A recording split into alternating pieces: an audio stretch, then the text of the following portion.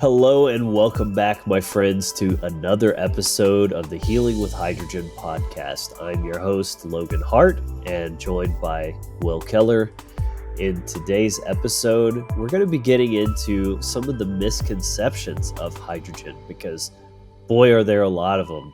People love to just say stuff with zero basis, zero knowledge. They just say it because it sounds good or they're trying to be controversial. I don't know what it is, but today we're going to be just tackling some of these head on and kind of putting them to bed, hopefully once and for all, separate myth from reality. So that's coming up. Stay tuned.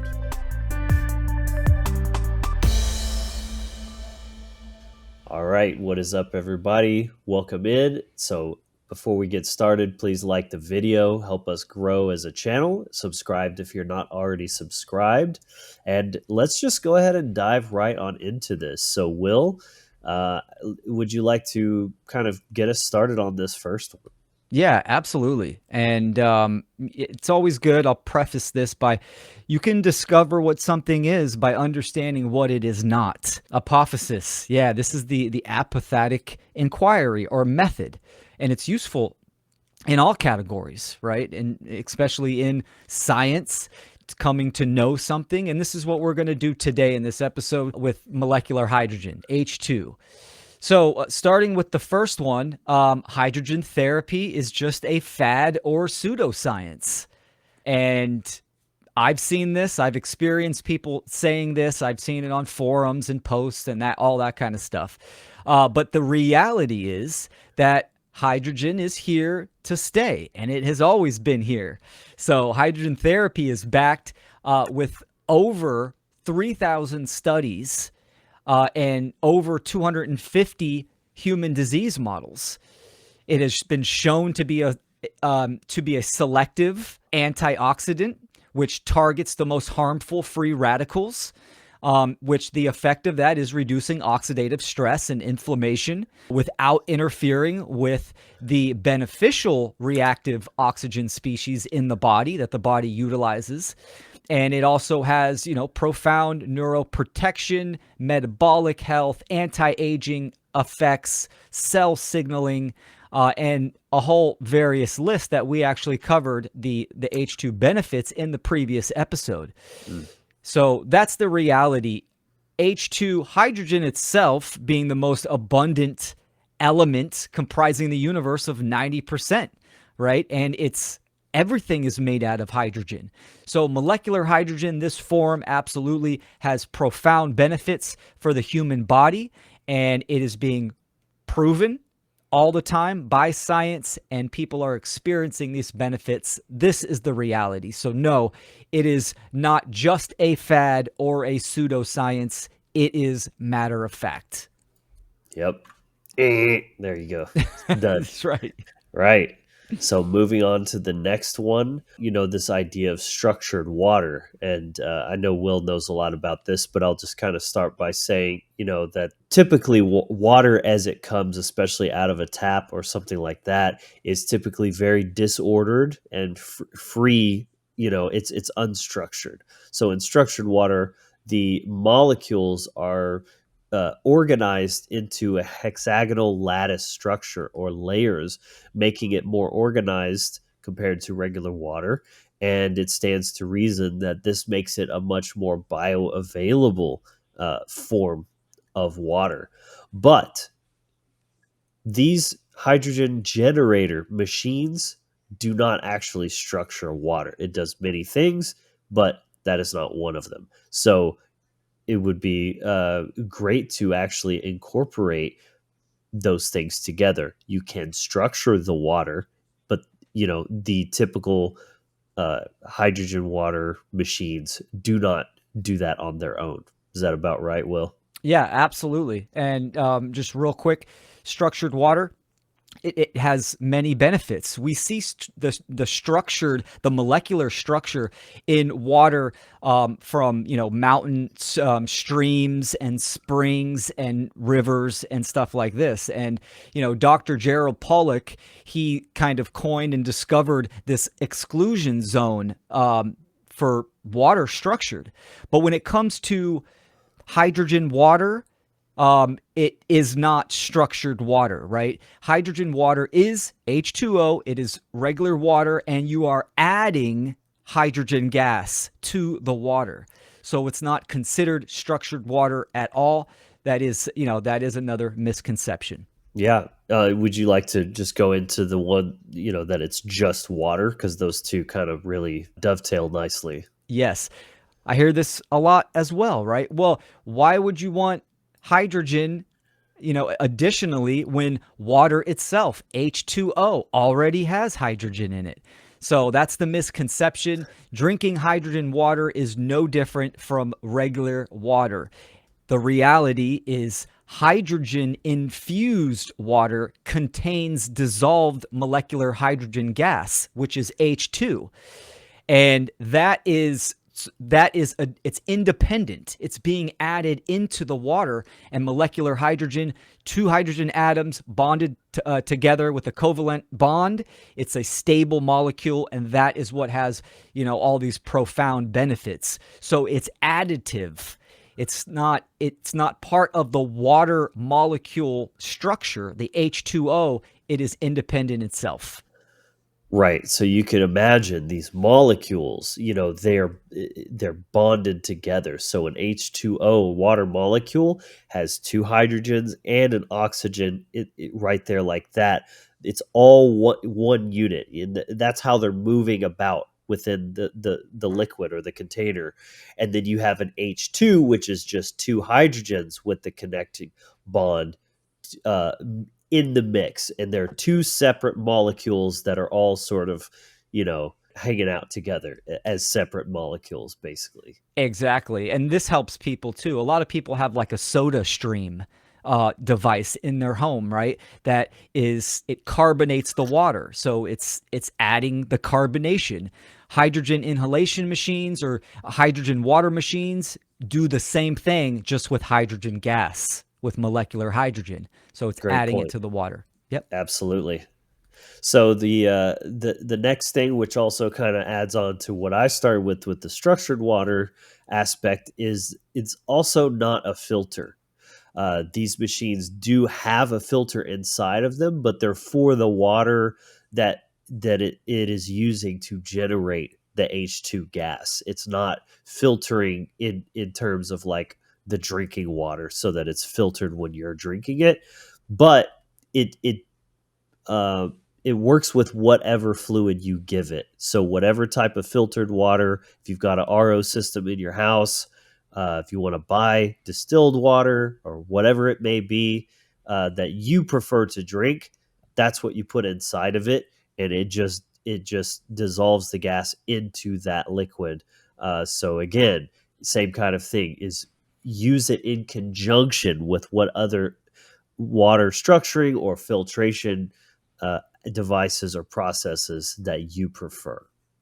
Yeah, well said. And I think, over the years, this is why we see now actual water ionizers. It's old tech, right? That's because a water ionizer needs to be connected to source water, it needs to be connected to your faucet. And nobody wants to be drinking tap water. That is the filters, like you said, the filters that come with the water ionizers, they are very low quality. They do not take out the harmful chemicals, the mold, the lead, the fluoride, all this kind of stuff, all the pharmaceuticals in the water, etc. So if you see that as a selling point, that's a big red flag. But the water ionizer itself is using source water. The water has to come into the ionizer for that electrolysis to process, Mm. versus a more modern device where you have inhalation or a hydrogen infused machine, which what Logan just said, you add your preferred water, preferably, healthy, structured, distilled, purified water in there, and it uses that as the source water. Hmm.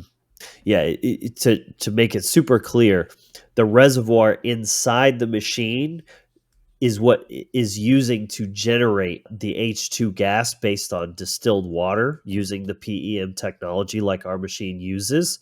What you're drinking that gets dissolved into is a completely separate container. Not in contact with the other. They're two separate reservoirs. So hopefully that that clarifies everything. But Yeah. it's one of those common things of like, oh, you guys are selling water filters now, right? And it's like, no, Hmm. it's not a filter. It's something very different. It's So not a just filter. yeah, it's Yes. not a filter. Yeah, dude. Oh, that's great. Hey, these machines are great. They do a lot of things, but filtering water, it's just not a filter. Okay. Love it, dude. Okay.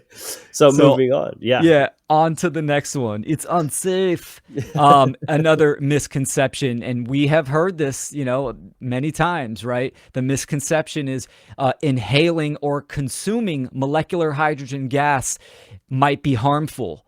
And the reality is that molecular hydrogen is recognized as a safe GRAS, which is just a acronym for its standard. It is has no toxic effects. It is completely safe, even at high concentrations of molecular hydrogen. So even the human body produces small amounts of hydrogen in the gut during digestion. We exhale it as well. Molecular hydrogen is a form. There's a few forms of hydrogen, and molecular hydrogen is what we are talking about. Again, hydrogen atoms bonded together in a stable bond, and it's the essence and a part of nature and has profound benefits. So it is 100% safe. Science and the evidence proves this. Our bodies even make it. So not only is it safe, it's completely natural as Mhm. well. Yes. And, Not foreign to the body. correct. Exactly, man. Yeah.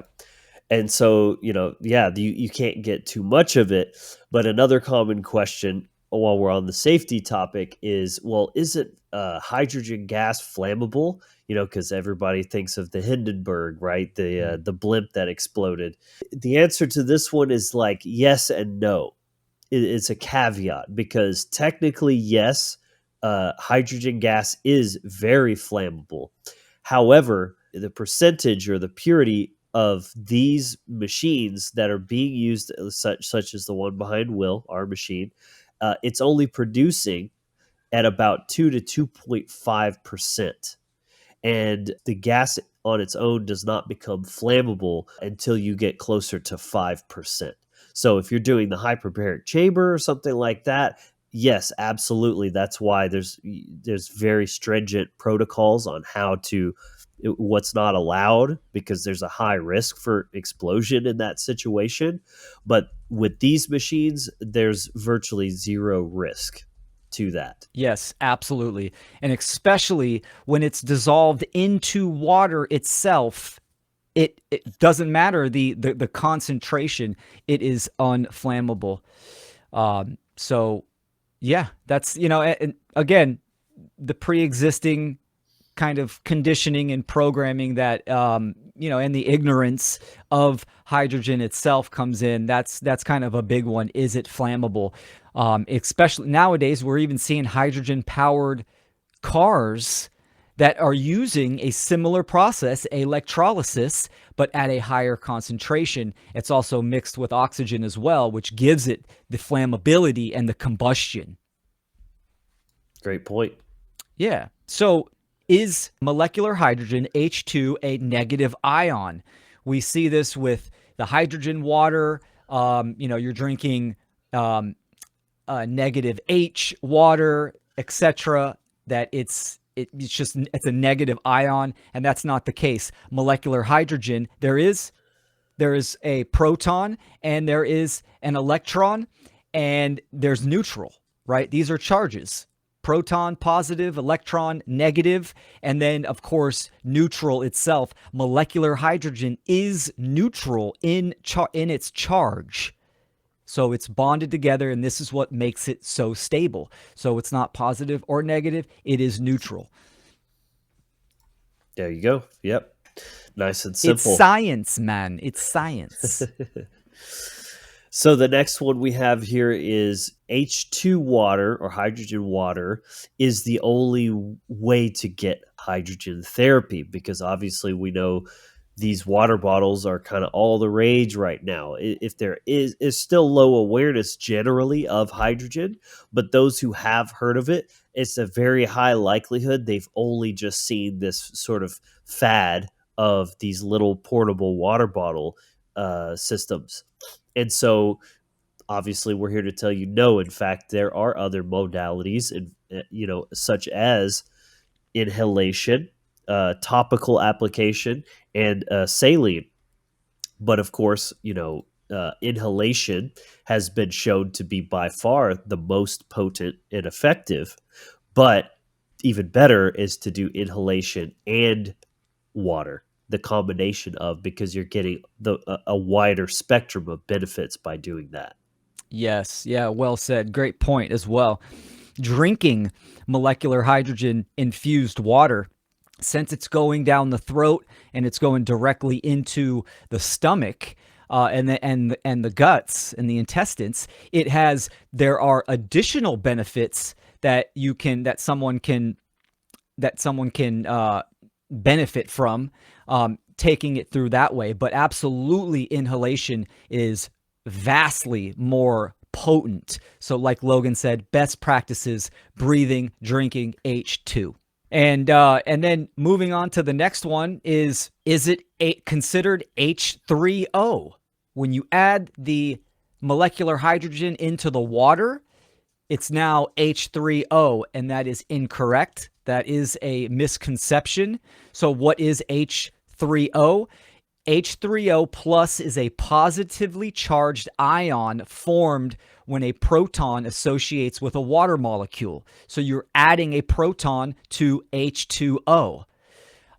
And so when acid is dissolved in water, it donates a proton, which is H plus, and then it's combined with the water molecules to form a hydronium ion.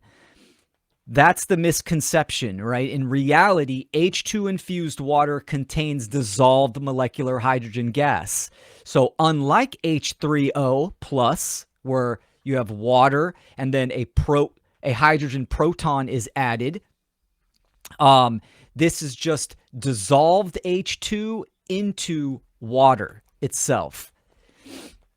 So even in storage, high quality storage solutions, with like aluminum pouches, glass bottles, airtight lids, it can preserve its concentration for several days because the hydrogen will dissipate, but it's not H plus, right? It doesn't have that positive proton. Yeah, it's not positive, it's not negative. It's Correct. neutral It's and neutral. stable. Yes. Beautiful. So the next one here is, hydrogen water loses its effectiveness quickly. And this is another one of those that's kind of a yes and no, right? So it is true that because hydrogen is it's the tiniest molecule, that it can escape from almost any container that you would put it in, especially plastic. So if you ever see a hydrogen water or any kind of hydrogen bottled product and it has a plastic lid or something like that, probably just stay away from that altogether, because even though it may be bottled at a high concentration, by the time it's hitting the shelf and you're about to drink that, there's probably no hydrogen left in that. However, uh, say if you're using your own machine to infuse the hydrogen, you probably have at least about 2 hours roughly to still get that good healthy therapeutic dose of the hydrogen. But you can also put it in certain containers such as a glass with an airtight lid, or something that's like stainless steel or Mm-hmm. aluminum. Those also have a much more resilient capability to keep the hydrogen locked in there, and in which case you could probably get a day or two out of it just to be safe. Maybe longer, but I mean, why not? You want to get it as saturated as possible so it can all get into you and start doing its work. So That's correct. Yeah, you want that therapeutic dosage, and Yeah. that's one of the big benefits of having a a hydrogen water system, like right there, where you can just generate, infuse that hydrogen gas, and then you can drink it immediately or shortly after to retain the H2 gas. Yep, that's what I do. I bubble it. I have a 20-ounce container, and so I know if I get three of those in a day, that I'll be well within that therapeutic zone. So I just do, three a day. Start my day off with one, and I just pound it, and then another one around lunchtime, and another one in the afternoon. I got my dosage, and it's early enough in the day that I don't have to worry about going to the bathroom all night. So Yep. Yeah, I use a glass jug, high quality glass with an airtight lid. That's my go-to. It has in some studies it has shown that aluminum has a high protectant of keeping the H2 gas in there for a longer period of time. But do you want to be drinking the water from aluminum? That's not an ideal choice. So these hydrogen water products that come in cans, etc., and you can test this. You can get you can get something like an H2 blue, which is it's methylene, which is an oxidizer. It's like a blue dye, and it has colloidal platinum in there as well, and you can test how much molecular hydrogen is in the water. And many of these products show nilch. it's like 0.01 or something, like basically gone. Yeah, exactly. Yep.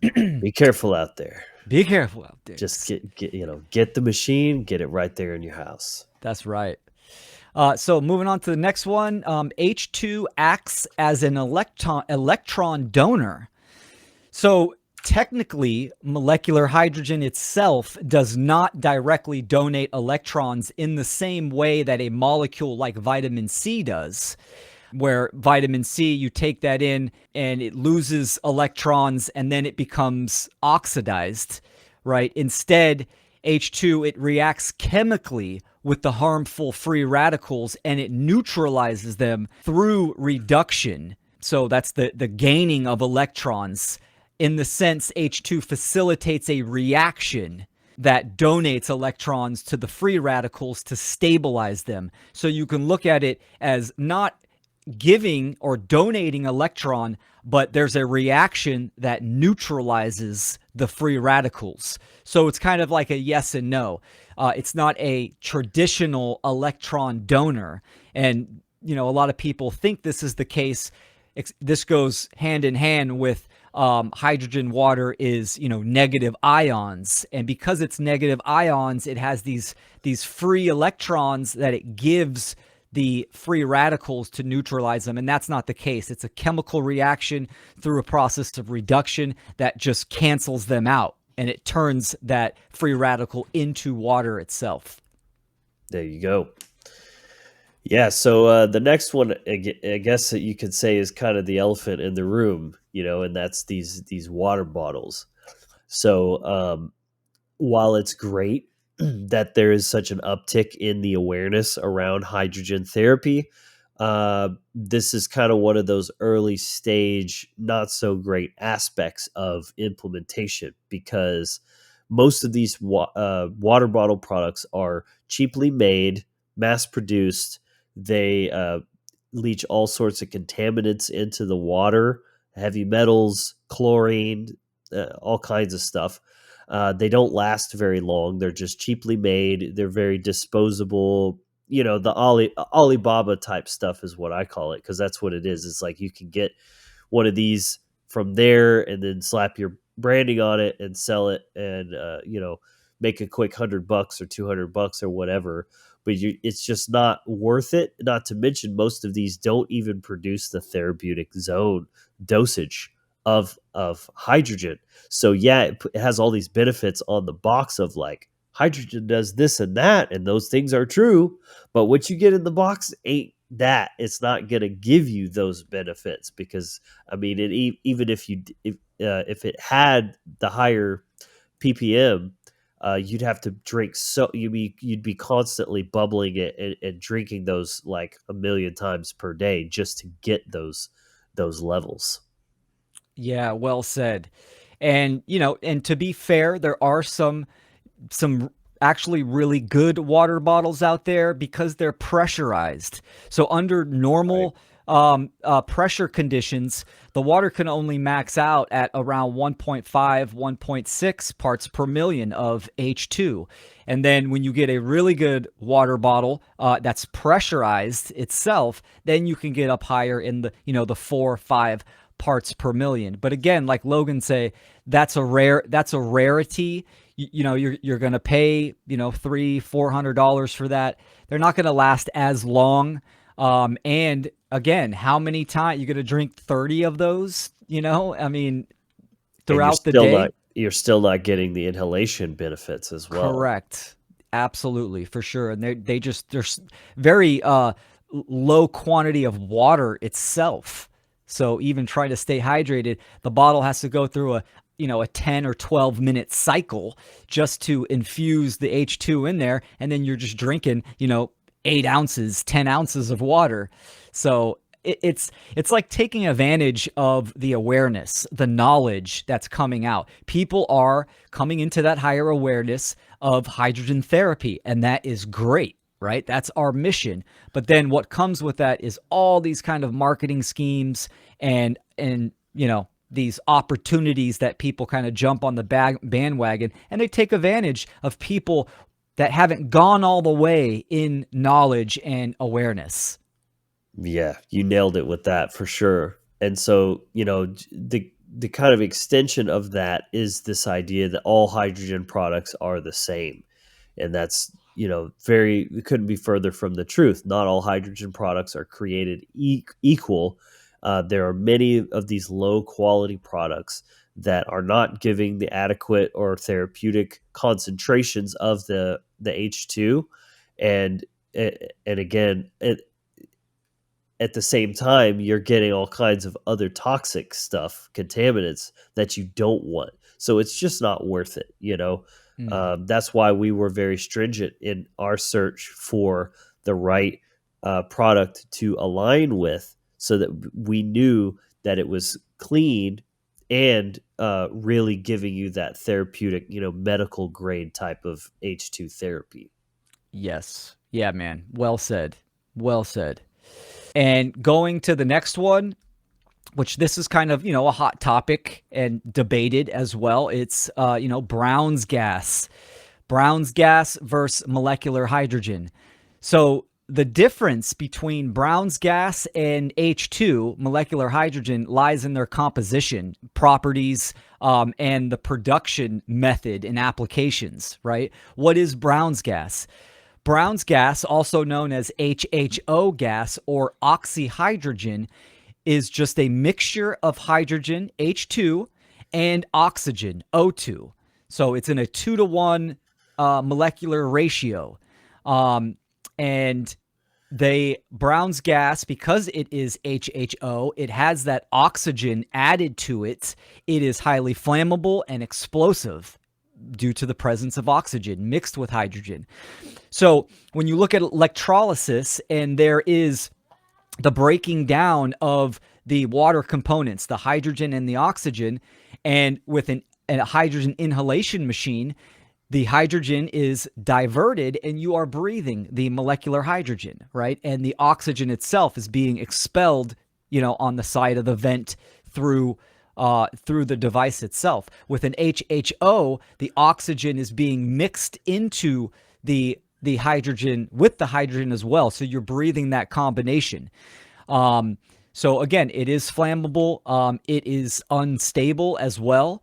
The benefit of just pure molecular hydrogen gas is that it is extremely stable. It's a neutral molecule. And what is debated the most is that, people are saying that Brown's gas has more benefits, where there isn't any scientific studies to prove that, to validate that. And in fact, in reality, it is the molecular hydrogen itself that is the therapeutic component that that is beneficial for the human being. So, and that's not to say that, breathing oxygen doesn't have any benefits, and absolutely it can. But mixing them together takes you into a whole different category that is highly flammable and unsafe. But to know that the therapeutic benefits is the H2, that's what you are getting. Oh yeah. All right. So this next one, the alkaline water myth. This Mm. is a really big one, and this kind of goes back to the the Kangen water. Some of you may have heard this word. It's kind of a buzzword coming from the Enagic company out of Japan, and they have definitely popularized this in many ways.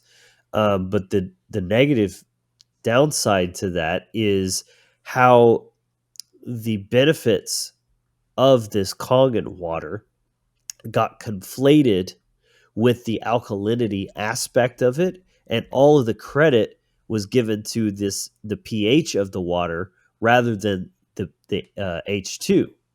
And so that is a key distinction because those are two very different things.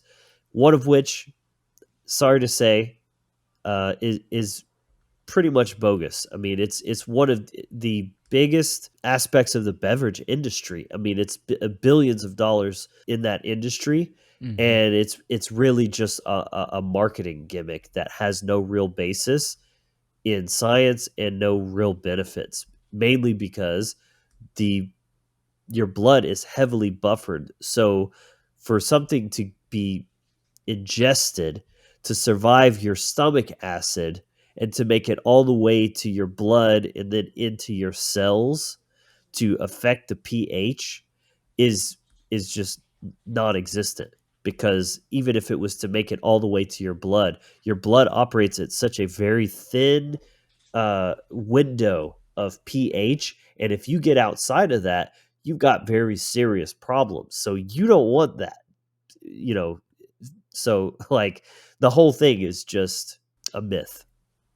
Yeah, and a really good marketing scheme is what it was by the beverage industry and some of these large companies, like Enagic. It's a fact. They've been the leader in water ionizers.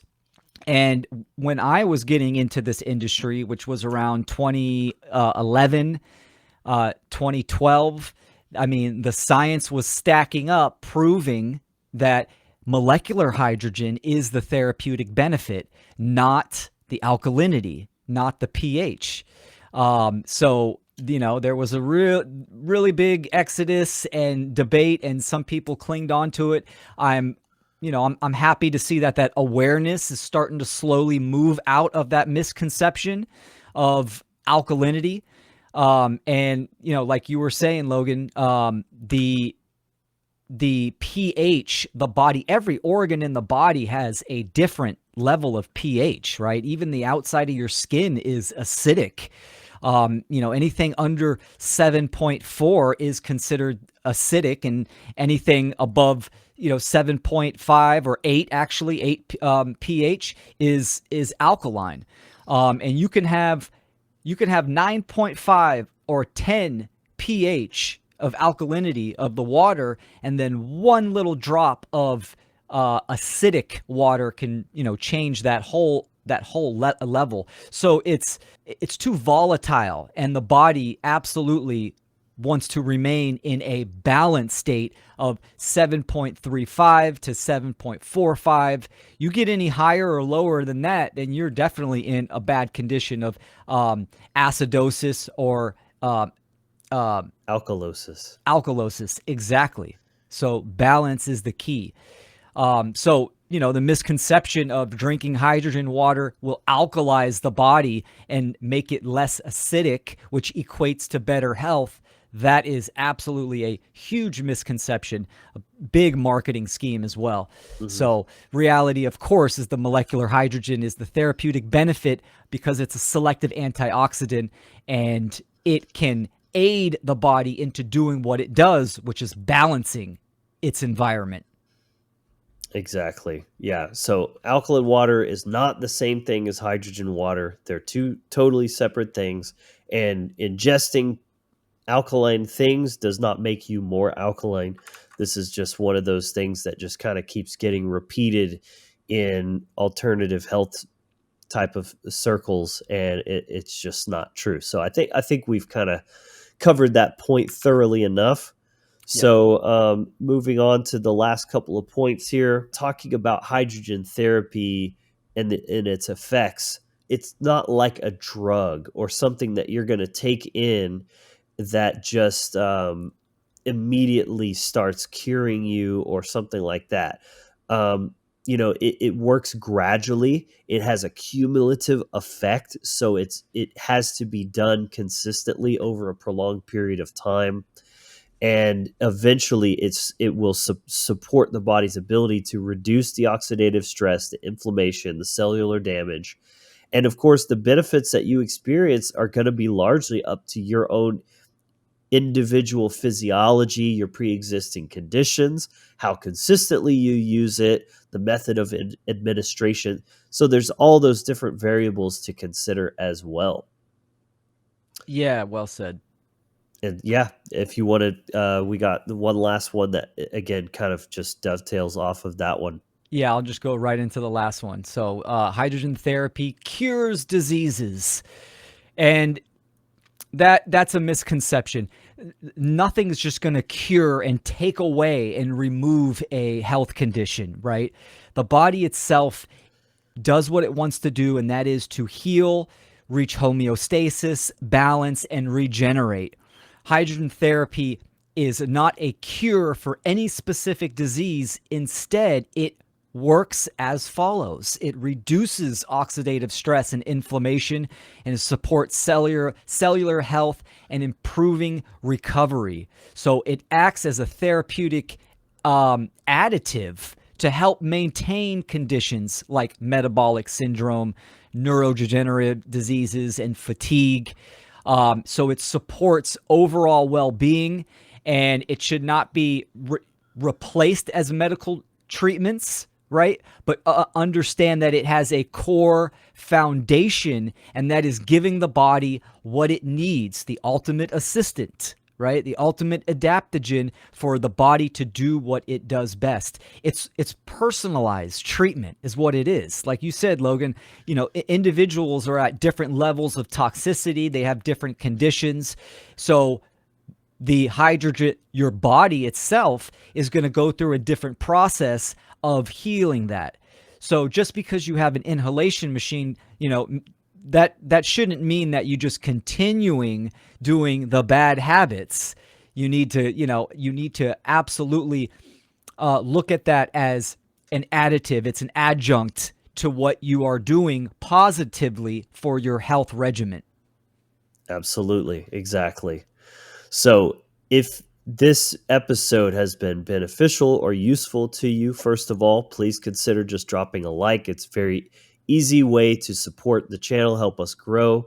And if you are intrigued by this information, if you want to really like dive in deeper, we want to invite you to the free Star webinar. It's going to give you that bird's eye view into the awareness of hydrogen therapy, why it's so incredible, why we've chosen to go all in on help bringing this to people, not only through awareness, but then access, and how you can actually start using it and get activated so that you're applying the knowledge that you've gained from this. So yeah, do click the link here. I'll put it up on the screen here as a QR. So if you're watching on your TV, you can just scan that from your phone, or you can go to webinar.ostarahydrogen.com, and we will put the link below in the description as well, or the show notes. So yeah, that's our one ask for sharing this information here today, is just dive into it fully so you fully understand it, and share it with your family. If you have a husband or a wife, watch it with them, or your mom or dad or whatever, and try to help get this awareness out, because this is a new paradigm of healing and health, And it's infinitely better than the dinosaur sort of legacy medicinal healthcare system that we have, especially in the West. It's just, it has its place, of course, mostly in emergencies, right? If you need a emergency surgery or a tourniquet or something like that, it's great. But we want to live proactively and live for health, live for longevity, and increase the quality of our life instead of waiting for our bodies to start breaking down and then figure out what we're going to do about that. Let's think, 10, 20, 50 years into the future and live for that proactively, as healthy as possible. So there you go. Again, Well said. Well thank you. said, man. That was great. And if you're tuning into us for the first time, go back to the previous episodes. Yes. As in this episode, we talked about what hydrogen is not and the misconceptions. Go back to the beginning. You'll learn what hydrogen, molecular hydrogen, is and how it can benefit you. Absolutely. Yeah. So go back to episode 1. If you're on YouTube, there will be a playlist. We'll link that down below as well, just to make it convenient for you. And yeah, that's all we have for you today. So again, please like and subscribe to the channel. We're brand new to the space and we're just trying to grow and establish ourselves. So your support and companionship and camaraderie, it means the world to us. So we're excited to link up with everyone and just kind of keep moving forward together. So thank you for watching. We hope you got value from this, and we will definitely see you in the next episode. Take care.